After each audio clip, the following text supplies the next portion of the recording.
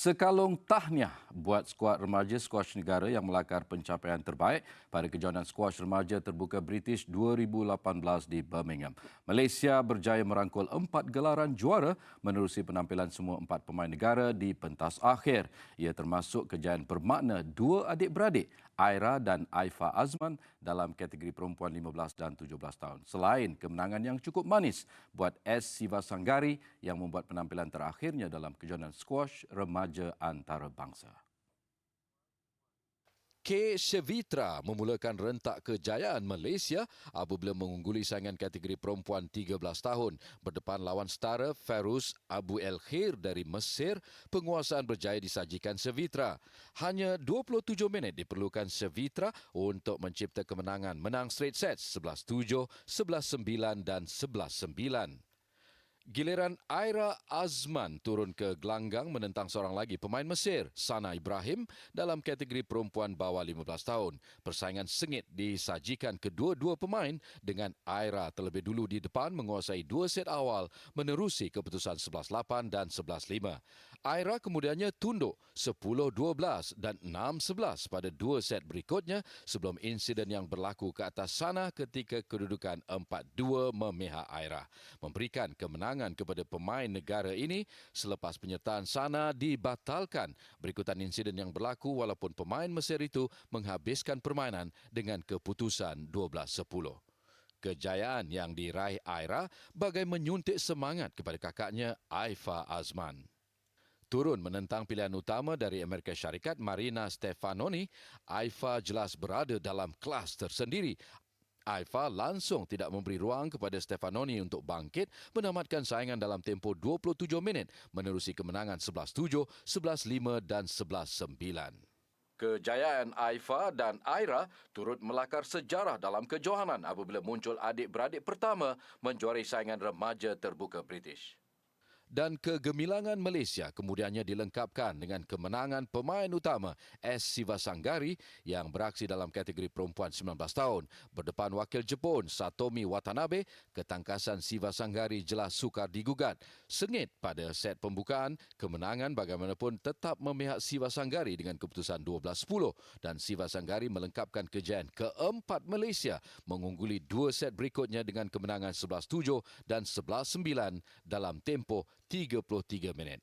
Ini kejayaan kedua Sivasanggari dalam saingan remaja terbuka British selepas kali terakhir melakukannya pada 2014 dalam kategori perempuan 15 tahun. Juga cemerlang pastinya kelibat Aifa Azman yang mencipta kejayaan kali ketiga tahun ini. Aifa sebelum ini pernah menjuarai kategori perempuan 13 tahun dan 15 tahun masing-masing pada 2014 dan 2016. Apapun, kejayaan 4 pemain negara di kejohanan skuash remaja terbuka British kali ini dianggap pencapaian terbesar Malaysia di kejohanan peringkat umur antarabangsa.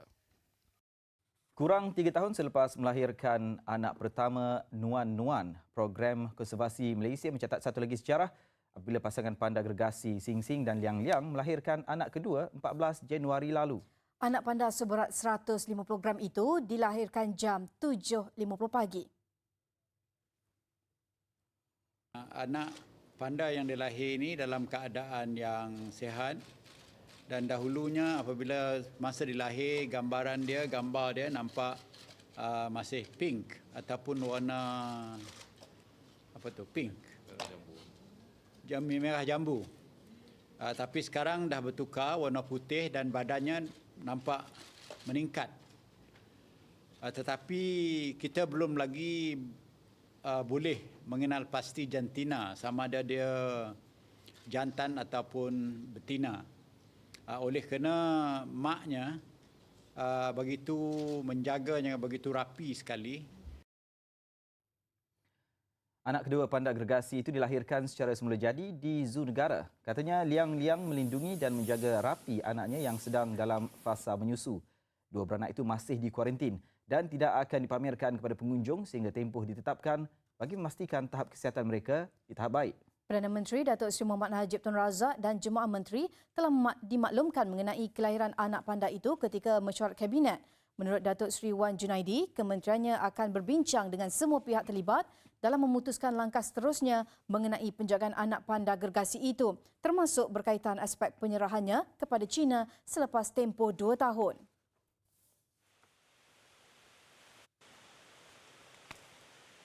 Cuaca mendung, hujan berterusan dan pergerakan angin sejuk monsun timur laut merupakan faktor penurunan suhu yang mengakibatkan cuaca sejuk di beberapa negeri di Semenanjung sejak semalam. Menurut Jabatan Meteorologi, Kuala Pilah Negeri Sembilan mencatatkan suhu paling rendah 21 darjah Celsius awal pagi tadi.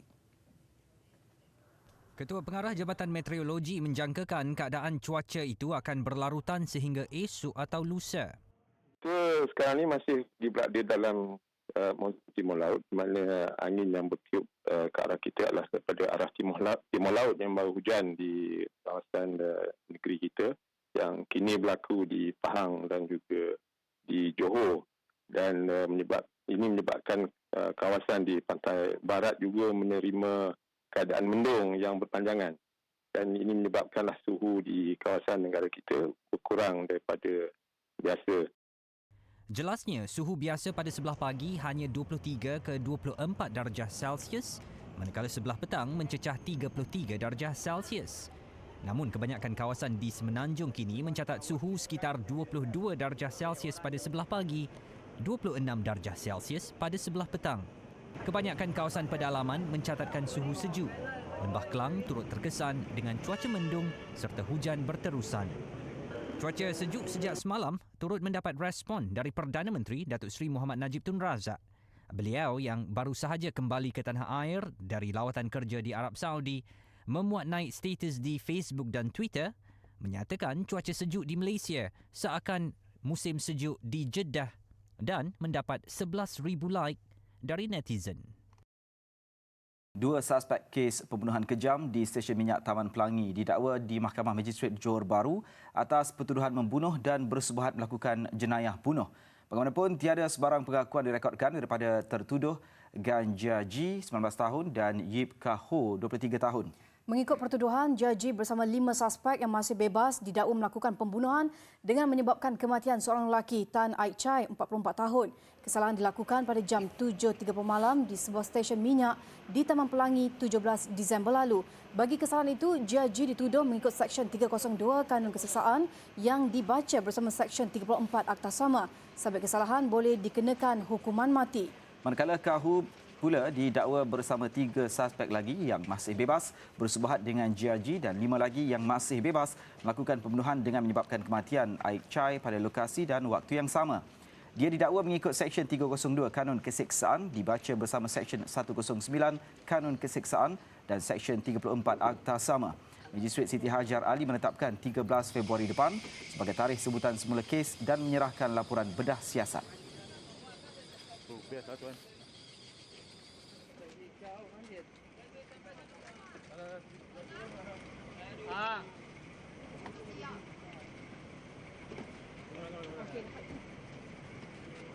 Kesemua penumpang penerbangan MH122 Malaysia Airlines dari Sydney ke Kuala Lumpur yang melakukan pendaratan cemas di kawasan pedalaman di Australia semalam kini dalam penerbangan pulang ke tanah air. Pesawat itu dilencongkan ke lapangan terbang Alice Springs di Northern Territory selepas masalah teknikal pada satu daripada enjinnya. Pesawat Airbus A330-300 yang berlepas dari Sydney pada jam 1.06 tengah hari waktu tempatan semalam mendarat di lapangan terbang Alice Springs pada jam 5.48 petang. Kesemua 200 penumpang selamat dan tiada kecederaan dilaporkan. Sementara itu penumpang menceritakan detik-detik cemas ketika kejadian.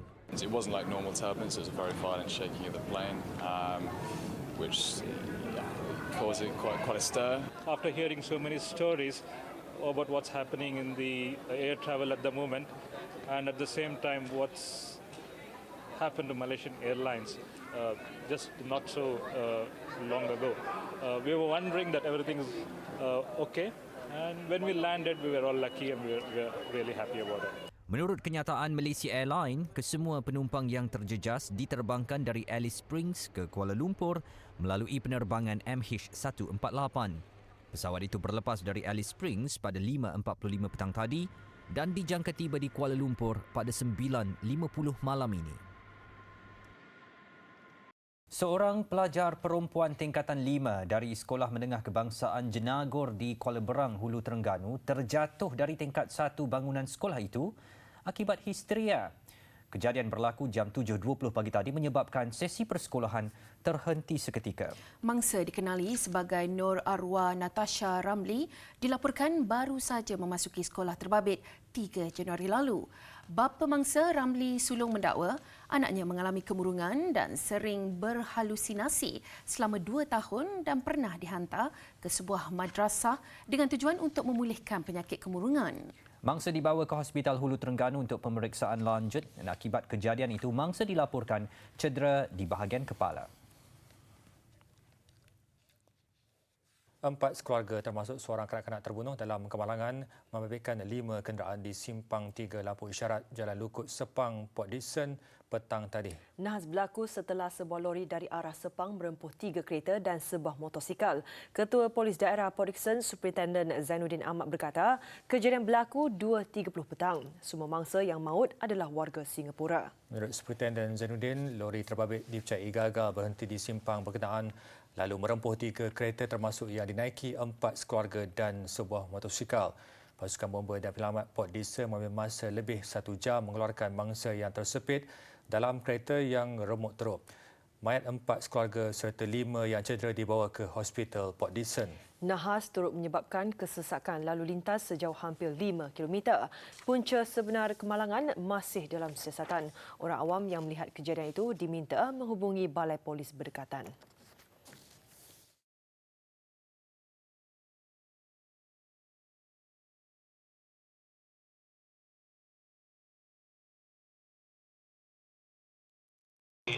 Waris kami telah hubung, tapi kami percayai mereka ni satu keluarga lah sebab yang meninggal ni ada binti Rosli 2 orang dan maybe one family yang mati ni pun Rosli bin Samad, dia punya one of the yang lelakinya.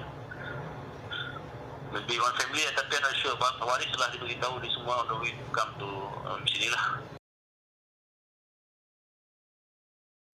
Susulan video tular seorang guru dari sebuah sekolah di Kulim, Kedah yang mengamuk ketika mesyuarat guru sedang berlangsung di sekolah berkenaan. Kementerian Pendidikan menerusi satu kenyataan media memaklumkan sikap guru berkenaan langsung tidak melambangkan profesionalisme sebagai seorang guru. Siasatan awal mendapati kejadian berlaku pada 24 Januari lalu dan telah tular sehingga menimbulkan keresahan banyak pihak.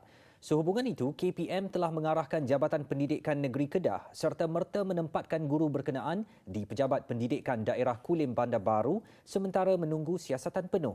Menerusi kenyataannya, KPM turut mengingatkan semua guru serta pentadbir sekolah agar sentiasa berkelakuan serta bertindak secara profesional khususnya dalam konteks hubungan sesama rakan sekerja, murid-murid serta masyarakat bagi mengelak kejadian seumpamanya berulang. KPM juga menegaskan sebagai pejabat awam mereka hendaklah pada setiap masa menunjukkan teladan yang baik agar kepercayaan dan keyakinan terhadap profesion keguruan tidak menjadi bahan persendaan masyarakat.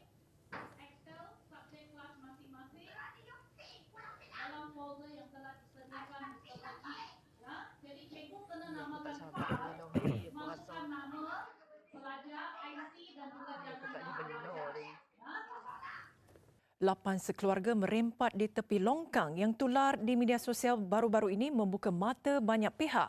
Walaupun keadaan itu berlaku dalam masa yang singkat, namun nasib mereka seolah-olah tiada langsung tempat bergantung.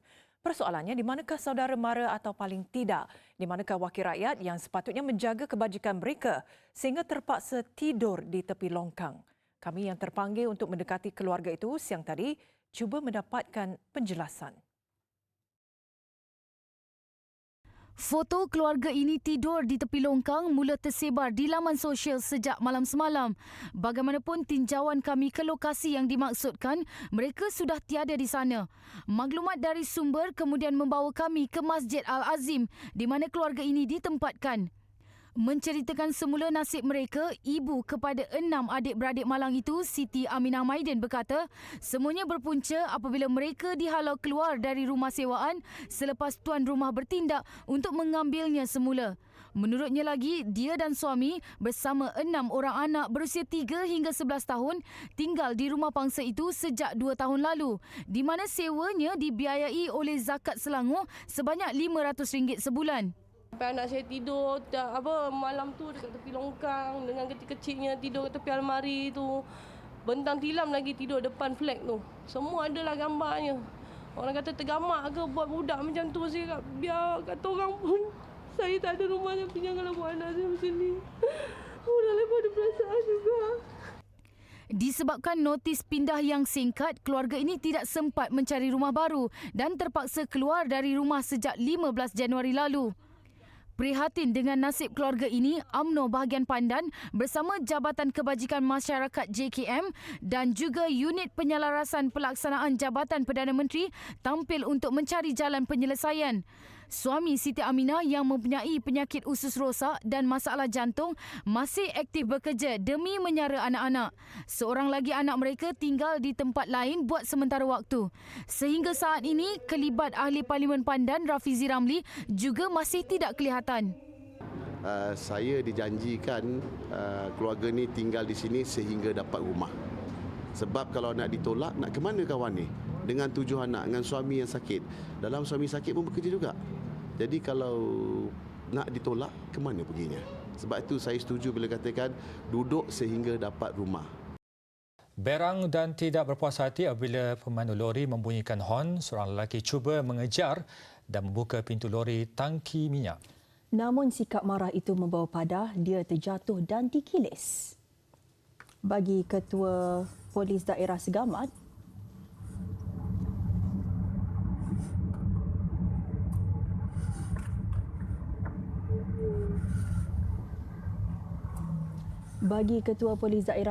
Superintendent Raup Selamat yang dihubungi, beliau menafikan video tular di laman sosial itu adalah cubaan kes samun. Jelasnya, kejadian berlaku di Jalan Buluh Kasab, Segamat menuju ke Seremban kira-kira jam 4.45 petang Isnin lalu. Kes berpunca apabila 2 lelaki menaiki motosikal tidak berpuas hati dengan tindakan pemandu lori tangki minyak membunyikan hon. Lori ini kemudian mereka ekori dan si pembonceng cuba memanjat pintu lori yang sedang bergerak. Namun gagal, dia terjatuh dan digilis. Mangsa belum dikenal pasti identitinya cedera parah di kaki.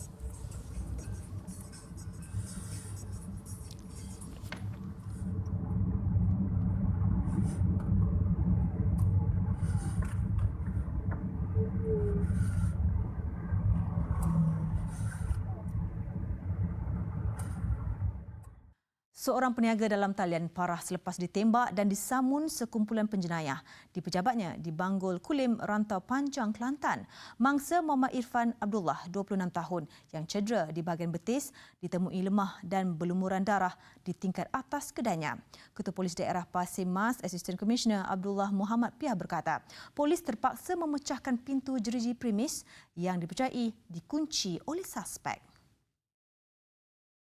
Kita melihat CCTV, kita mendapati ada 3 lelaki yang memakai penutup muka naik ke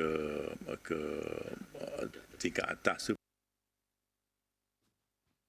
Dalam kejadian jam 11.30 malam Khamis lalu, suspek melarikan barang kemas bernilai kira-kira RM150,000 dan wang tunai RM8,000. Turut ditemui di lokasi kejadian peluru sepanjang 9 mm. Mangsa dihantar ke Hospital Raja Perempuan Zainab II untuk rawatan lanjut. Siasatan awal mendapati mangsa menjalankan perniagaan dalam talian dengan menjual kosmetik, barang kemas dan pakaian selain aktif membuat live di laman sosial Facebook. Gerakan memburu suspek gian dilakukan dan polis tidak menolak kemungkinan kesemua suspek sudah melarikan diri ke negara jiran. Kes disiasat mengikut Seksyen 3 Akta Senjata Api Penalti lebih berat 1971.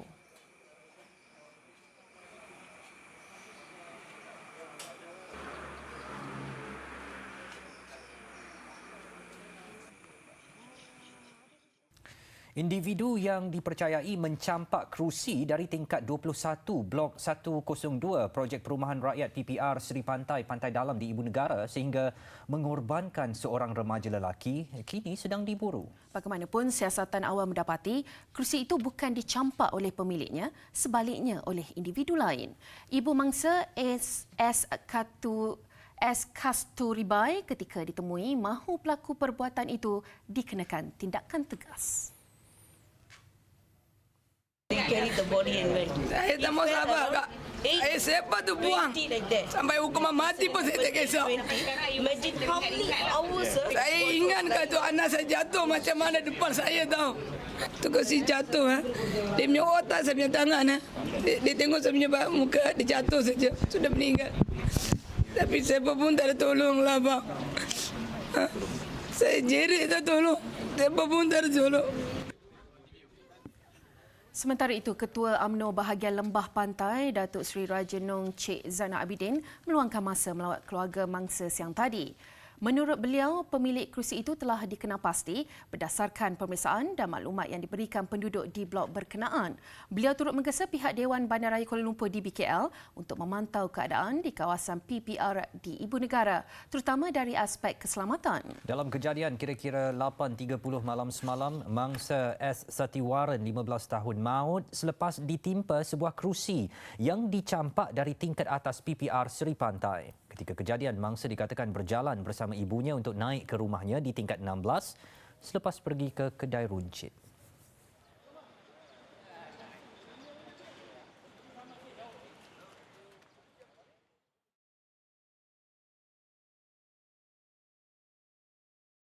Mahkamah Persekutuan memutuskan pertukaran agama 3 anak guru tadika M. Indira Gandhi hampir 10 tahun lalu kepada Islam adalah tidak sah dan terbatal. Panel 5 hakim diketuai Presiden Mahkamah Rayuan Tan Sri Zulkifli Ahmad Makinuddin membuat keputusan sebulat suara. Selepas membenarkan rayuan dibuat indera berhubung kesahihan penukaran agama 3 anaknya iaitu Tevin Darsini, Karen Danish dan Prasanna Diksa kepada Islam. Menerusi 99 muka surat penghakiman yang dibacakan Hakim Mahkamah Persekutuan Tan Sri Zainun Ali, Mahkamah memutuskan persetujuan kedua-dua ibu bapa adalah perlu untuk penukaran agama anak. Pada 30 Disember 2015, Mahkamah Rayuan membuat keputusan majoriti 2-1 untuk mengembalikan semula sijil penukaran agama 3 anak itu yang dibatalkan oleh Mahkamah Tinggi sebelum itu.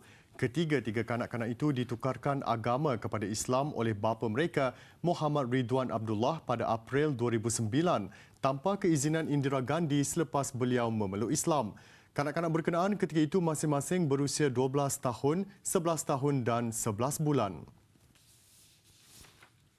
Pelakon yang juga pengarah Datuk Farid Kamil ditahan selepas menampar seorang anggota polis dan menendang orang awam di kaunter trafik Balai Polis Kota Damansara siang tadi. Ketua Polis Daerah Petaling Jaya, Asisten Komisioner Muhammad Zani Cik Din mengesahkan pelakon berusia 37 tahun itu juga positif ganja apabila saringan air kencing dijalankan.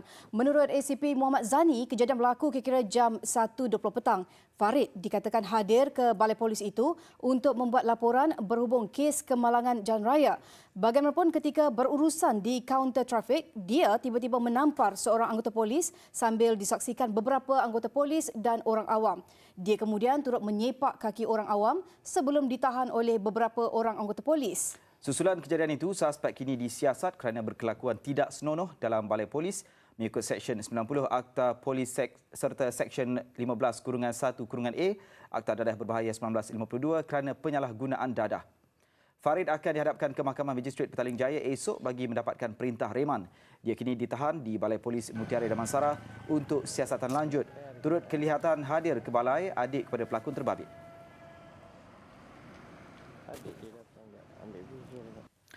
Baik, selepas lebih 24 tahun beroperasi, kutipan tol di Batu Tiga Shah Alam dan Sungai Rasau Kelang dimansuhkan tepat jam 12 malam semalam. Dan hari ini perjalanan di kedua-dua laluan Plaza Tol itu agak lancar, namun ada juga sesetengah pemandu masih keliru berhubung pemansuhan kutipan tol berkenaan.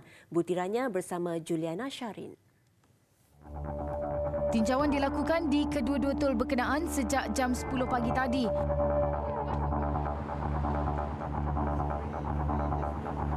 Sepanjang tempoh itu, lebih 100 pemandu memberhentikan kenderaan untuk menyentuh kad tacenggo atau mengimbas smart tag mereka seperti biasa.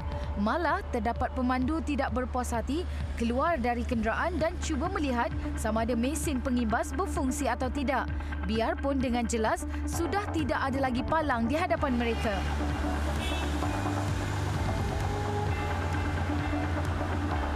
Ada juga yang bertindak mengundurkan kenderaan untuk kelaluan bersebelahan sehingga menyebabkan kesesakan. Keadaan ini menimbulkan kemarahan beberapa pengguna yang sudah maklum mengenai pemansuhan kutipan tol berkenaan sehingga membunyikan hon tanpa henti. Bagi pemandu yang sudah maklum mengenai pemansuhan bayaran tol, mereka memandu dengan laju di laluan sempit plaza tol berkenaan. Macam biasanya minyak turun, semua orang tahu. Tol tu sepatutnya tahu lah, cuma mungkin dia orang tak perasan kot. Mungkin dia ingat kat tempat lain ke ataupun dah kebiasaan kan kita lalu tol kita mesti nak berhenti. Mungkin dia orang ingat dah tak ada tol maknanya kena guntur sekali ke kan. Dia orang akan buka ke tol ni? Buka kot Saya rasa ia hanya mengambil sedikit masa dan saya percaya bahawa kalau hari ini ramai daripada pengguna-pengguna tol akan memberitahu atau memaklumkan kepada kawan-kawan, sahabat dan keluarga yang lain bahawa pemasuhan tol ini bermulanya hari ini akan memberi manfaat kepada rakyat. Lantas ada yang berpendapat pihak Plus Malaysia Berhad atau Lembaga Lebuhraya Malaysia perlu meletakkan kaki tangan di plaza tol berkenaan dalam tempoh sebulan ini. Ia bagi memaklumkan kepada pengguna mengenai pemansuhan kutipan tol. Selain memperbanyakkan papan tanda yang menunjukkan bahawa tol ini telah dimansuhkan, antara cadangan lain yang boleh dilakukan daripada menulis tidak beroperasi adalah lebih baik digantikan dengan bebas tol. Selain dua tol di Selangor turut dimansuhkan berkuat kuasa hari ini, tol di Bukit Kayu Hitam Kedah dan Lebuhraya Penyuraian Timur EDL di Johor. Tol Sungai Rasau, Batu Tiga dan Bukit Kayu Hitam dimansuhkan 20 tahun lebih awal daripada tempoh yang ditetapkan dalam perjanjian konsesi. Manakala bagi EDL pula, pengguna di bangunan Sultan Iskandar Johor Bahru hanya perlu membayar kutipan tol bagi Plus untuk jajaran tambak Johor sahaja. Pemansuhan kutipan tol ini selaras dengan pengumuman yang dibuat Perdana Menteri Datuk Seri Mohamad Najib Tun Razak dalam pembentangan bajet 2018 yang lalu. Ia sebagai bukti keprihatinan kerajaan dalam mengurangkan kos sara hidup dan meningkatkan kualiti hidup rakyat. Juliana Syarin, TV3.